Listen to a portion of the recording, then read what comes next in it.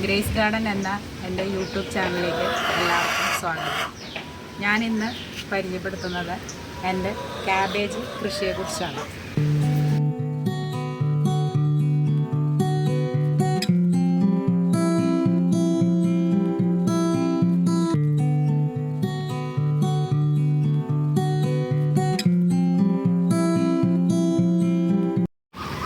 Cabbage ഒരു ശീതകാല പച്ചക്കറിയാണ്.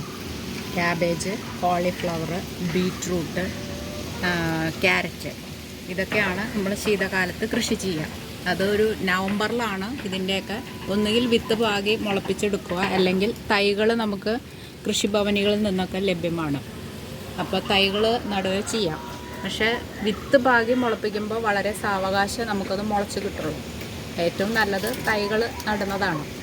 അതിന് മുന്നേ നമ്മൾ ചട്ടിയാണോ അതോ ഗ്രോ ബാഗ് ആണെങ്കിൽ അത് നമ്മൾ തയ്യാറാക്കി വെക്കണം. പോട്ടി മിക്സും ഒക്കെ ചേർത്തിട്ട് നമ്മളത് തയ്യാറാക്കി വെക്കുക. എന്നിട്ട് തൈകൾ ഒരു സൂഡോമോണസ് ലായനിയിൽ ഒരു 20 മിനിറ്റ് നമ്മൾ മുക്കി വെച്ചതിന് ശേഷം നടുന്നതാണ് നല്ലത്. അപ്പോൾ അതിന് ഈ മണ്ണിലുള്ള ശല്യങ്ങൾ ഉണ്ടാവില്ല, കൃമികളുടെയും വിരകളുടെയും ശല്യങ്ങൾ ഉണ്ടാവില്ല. അതിന് വേണ്ടിയാണ് അങ്ങനെ ചെയ്യുന്നത്. അതിനുശേഷം നട്ട് ഒരു 15 ദിവസം കഴിയുമ്പോൾ നമ്മൾ വളപ്രയോഗം തുടങ്ങണം. അത് ഉണങ്ങിയ ചാണകപ്പൊടി അല്ലെങ്കിൽ ഉണങ്ങിയ കോഴിക്കാഷ്ടോ, കപ്പലണ്ടി പിണ്ണാക്കും, വേപ്പിൻ പിണ്ണാക്കും, എല്ലുപൊടി ചേർത്ത് കുളിപ്പിച്ച് അത് ഒരു കപ്പിന് 10 കപ്പ് എന്ന കണക്കിന് ഡൈലൂട്ട് ചെയ്തിട്ട് ഒഴിച്ചു കൊടുക്കുന്നതും നല്ലതാണ്. പിന്നെ ഉള്ളത് കീടശല്യങ്ങളാണ്. അത് മാക്സിമം നമ്മൾ അത് എടുത്ത് നശിപ്പിച്ച് കളയുന്നതാണ് പുഴുക്കൾ.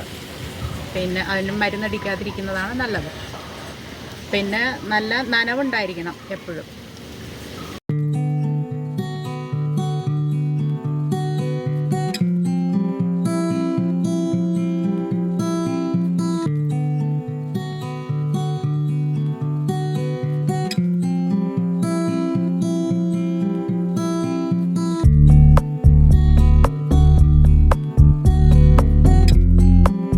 വളർച്ചയ്ക്ക് നല്ല സൂര്യപ്രകാശം ആവശ്യമാണ്. പിന്നെ കാലത്ത് നല്ല മഞ്ഞുണ്ടെങ്കിലാണ് നല്ല പൂർണ്ണ വളർച്ച കിട്ടുള്ളൂ. അതിന് നമ്മുടെ കാലാവസ്ഥ ഇപ്പം മാറി മാറി വരികയാണല്ലോ. അപ്പം ഇതിൻ്റെ ഇലകൾ ഇങ്ങനെ കൂടി ചേർന്നിട്ടാണ് ഇതിൻ്റെ ഹെഡ് ഫോം ആവുക. അത് നമ്മൾ ഇത് ആയോ എന്ന് നമ്മൾ മനസ്സിലാക്കുന്നത് അതിൻ്റെ ആ നടുഭാഗത്ത് നമുക്ക് പ്രസ് ചെയ്ത് നോക്കുമ്പം നമുക്ക് മനസ്സിലാവും. നല്ല ഹാർഡായിട്ടിരിക്കും. ചിലർ ഇതിങ്ങനെ കൂട്ടി കെട്ടി വെക്കാറുണ്ട്, ഇലകൾ അധികം വിരിഞ്ഞ് പോവാതിരിക്കാൻ വേണ്ടിയിട്ട്.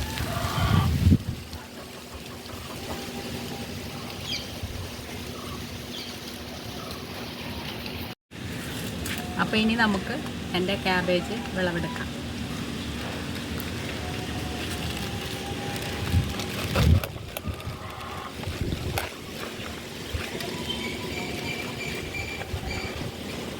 നമുക്ക് ഈ അടിയിലുള്ള ലീഫുകളൊക്കെ കളഞ്ഞിട്ട്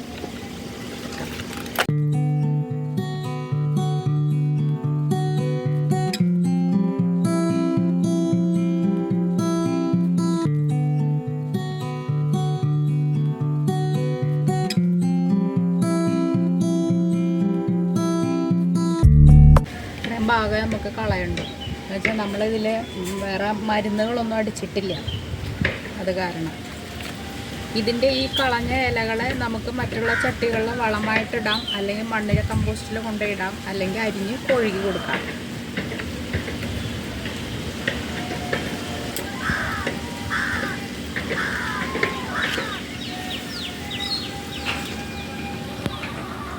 നമുക്ക് ഒരെണ്ണം കൂടെ കട്ട് ചെയ്തെടുക്കാം. 2 എണ്ണം ഉണ്ടെങ്കിൽ നമ്മുടെ വീട്ടാവശ്യത്തിനുള്ളത് നമുക്കാവും. ഇത് നമ്മുടെ കാലാവസ്ഥയ്ക്ക് ചിലപ്പം വലിപ്പം കുറഞ്ഞൊക്കെ കിട്ടും. പിന്നെ നമ്മൾ അതിന് വേണ്ട ഈ എന്താ പറയുക മരുന്നടിക്കുകയോ അങ്ങനെയൊന്നും നമ്മൾ ചെയ്യുന്നില്ല. നമുക്കിപ്പോൾ വലിപ്പം കുറഞ്ഞാലും ഒരു 2-3 എണ്ണം ഉണ്ടെങ്കിൽ നമ്മുടെ വീട്ടിലേക്ക് ധാരാളമാണ്.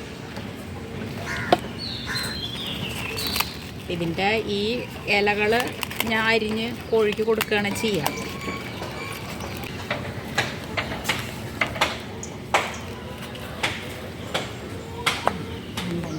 നമുക്കിത്ര വേണ്ട, നമ്മുടെ ആവശ്യത്തിന് ഇത് മതി. ഈ ഇലകൾ ഞാനിപ്പോൾ അരിഞ്ഞെടുത്തിട്ടുണ്ട്, നമ്മുടെ കോഴികൾക്ക് കൊടുക്കാം.